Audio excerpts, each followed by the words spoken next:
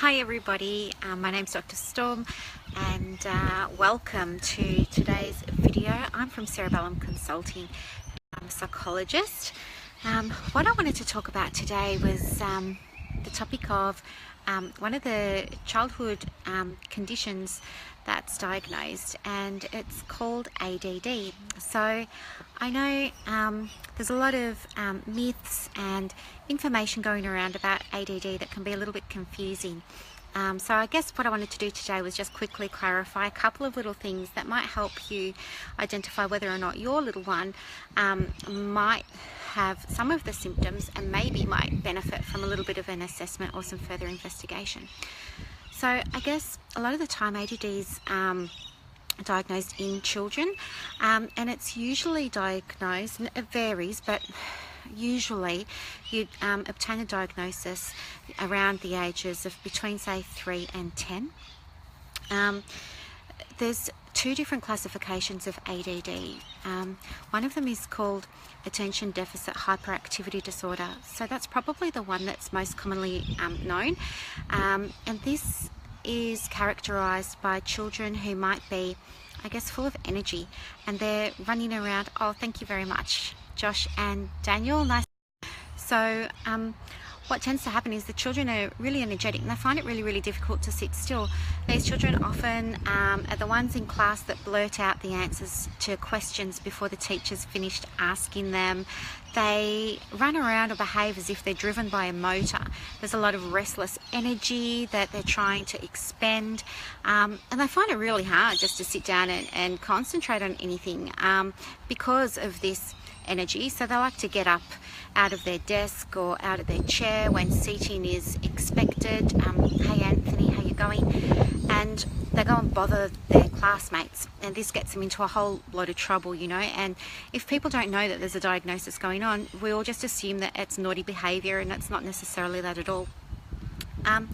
So that's sort of a very rough overview perhaps of what ADHD might look like in some children. The other type of ADD that you may not be aware of though is attention deficit inattentive disorder. So it's kind of ADID.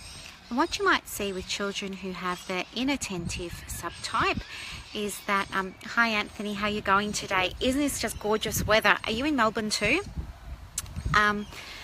So those are the kids that have a lot of trouble concentrating, but not because they've got a lot of energy and they're running around and they're bothering people, but because they're daydreaming. So these are the kids that sit in class and they're looking out the window. They're easily distracted by the bird that lands on the branch on the tree outside. You know, they're often described as being in a world of their own and things like that. Oh, Sydney. Oh, I was in Sydney. I went to Mollymook recently. It was wonderful. It was a very beautiful place. Oh, good. I'm glad you're enjoying the weather. So the two different types, it's very important to understand, because we want to know when we're diagnosing children or when we're working with the children exactly what's going on. Now, the way that these conditions are diagnosed, usually by a combined group of health practitioners. So it's usually a paediatrician, a psychologist, and sometimes even a speech therapist or an occupational therapist. So I've got a team of people that are involved in either observing the child's behaviour, asking parents to, Gabe, settle down, asking parents to complete paperwork and things like that. So sometimes when we get the paperwork back, we have to first of all give it to a parent as well as to the main educator. So usually that's the class teacher or the kindy teacher. And then what will happen is the parents fill out the response forms, the teacher fills out the response forms, they come back to us, and we have to do sort of a compare and contrast. We have to score them, interpret them and write them up. And look, a lot of the time when a diagnosis looks like it's on the cards, we get very similar responses from both raters. But sometimes what we find is that children exhibit different behaviours in different settings. For example, teachers will often say, oh, well, little Johnny's fantastic at school. He sits and listens, and he's a good kid, and, you know, he got Star of the Week last week, and, you know, he's popular and he's got lots of friends. But the parents have a very different experience of Johnny at home. So, you know, the parents perhaps are questioning whether or not there might be something else at play which has prompted them to go off and perhaps see whether or not there's a diagnosis. But in those sorts of cases, what's usually going on is it's behavioural. So we see that, and I'm just generalising again here, but we see usually when kids are at school, because there's structure and because there's predictability, the children know what's happening at 9 o'clock, at 9:30, at 10, at 10:30. Hey Tina, how you going? Welcome. Beautiful weather again. I'm just talking about ADD and ADHD and ADID. Oh, I've lost my train of thought. Sorry, guys. Yeah, what can sometimes be happening is it's something to do with the structure that the children are experiencing as a result of being in a school environment. When they go home, home tends to largely be unstructured. Hey Chrissy, how you going?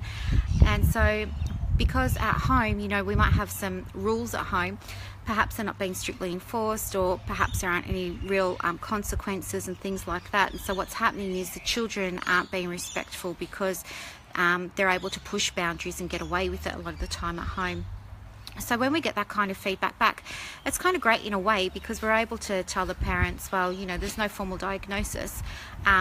We can see what's going on. We've got a fair idea that it's behavioural, and we can help you with that. And what we do then is we work with the parents, not so much the child, and we'll teach the parents about how to implement systems at home that can help elicit some of the same behaviours that the teachers are enjoying at school with the children, such as, you know, following instructions, doing what they're asked, being respectful, things like that.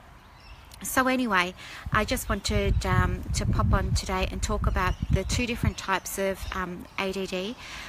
There is a third type, which is called a mixed subtype. So that's when children have some of the elements associated with the hyperactivity components, as well as some of the elements associated with the inattentive components. We call this a mixed subtype.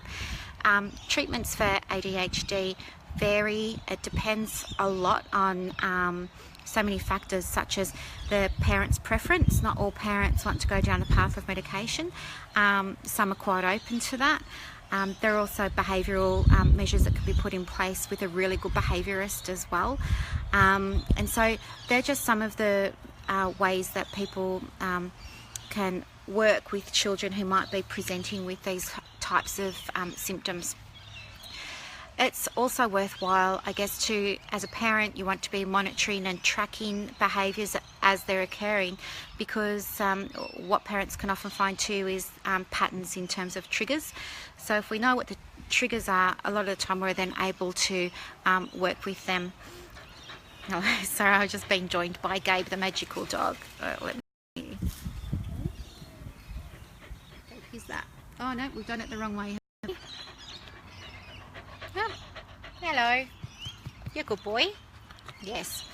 Okay, so anyway, yeah, we use Gabe at the practice to talk about some other things, and you know, with Gabe it's very different. Shaping his behaviour is actually very, very easy, because he responds really well to rewards, and the way that we give him rewards here is he gets them when he exhibits the correct behaviour. He'll get them consistently 4 or 5 or 6 times, and then after that I just give him a reward randomly, so he never knows when he's going to get it. And then occasionally I'll do what's called a jackpot, so he'll get, you know, a big handful of something that's delicious for him to eat.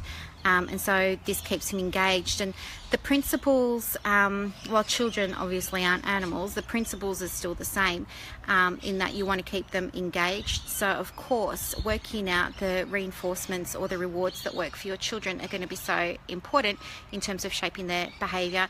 It's very similar to how the pokies work up at the casino or off at the local RSL.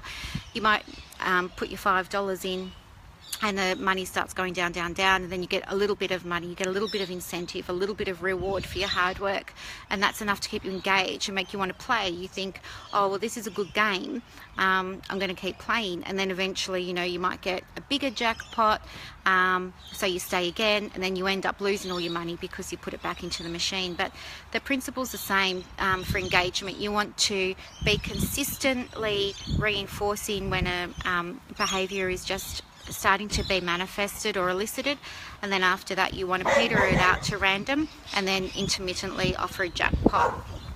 Anyway, I'll let you go. As you can hear, Gabe is talking to our neighbour at the back. It's a construction site here at the moment, so everybody's busy doing things in their backyards at the moment. But anyway, I hope you all have a really lovely day, and thanks for watching. I'll talk to you later. Bye guys.